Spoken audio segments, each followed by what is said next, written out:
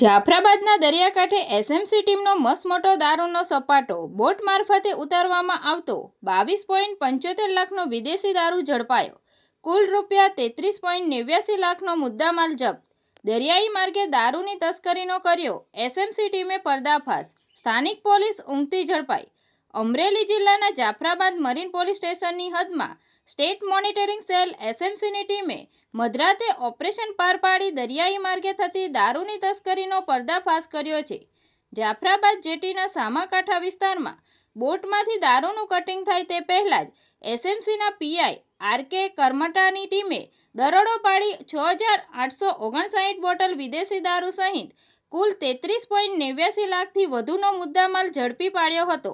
સ્થાનિક પોલીસમાં દોડધામ મચી ગઈ હતી। મળતી માહિતી મુજબ એસએમસી ટીમને મળેલી બાતમીના આધારે જાફરાબાદ જેટી વિસ્તારમાં દરોડા પાડવામાં આવ્યા હતા। દરોડા દરમિયાન જાણવા મળ્યું હતું કે ફિશિંગ બોટ તમન્ના મારફતે દમણ અને મહારાષ્ટ્રથી વિદેશી દારૂનો મોટો જથ્થો દરિયાઈ માર્ગે જાફરાબાદ લાવવામાં આવ્યો હતો। જેટી પર આ જથ્થો ટ્રેક્ટર અને રિક્ષાઓમાં લોડ થઈ રહ્યો હતો ત્યારે જ એસએમસી ટીમ ત્રાટકી હતી।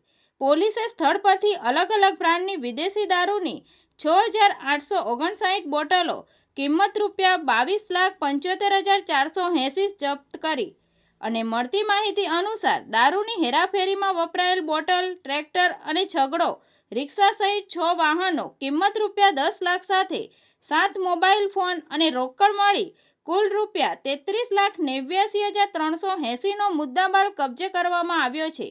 પોલીસ દ્વારા પ્રકાશ બાબુભાઈ શિયાળ, રમેશ રણસીભાઈ મેર, કાલુલાલ કમલચંદ રાવત અને વિજય ભૂપતભાઈ બારૈયાની ધરપકડ કરી, જ્યારે દારૂ મંગાવનાર મુખ્ય સૂત્રધાર રામભાઈ બારૈયા, બોટ માલિક ઇસ્માઇલ અને દમણથી માલ મોકલનાર શખ્સ સહિત અન્ય 11 આરોપીઓને ઝડપી પાડવા માટે વધુ તપાસ હાથ ધરી છે।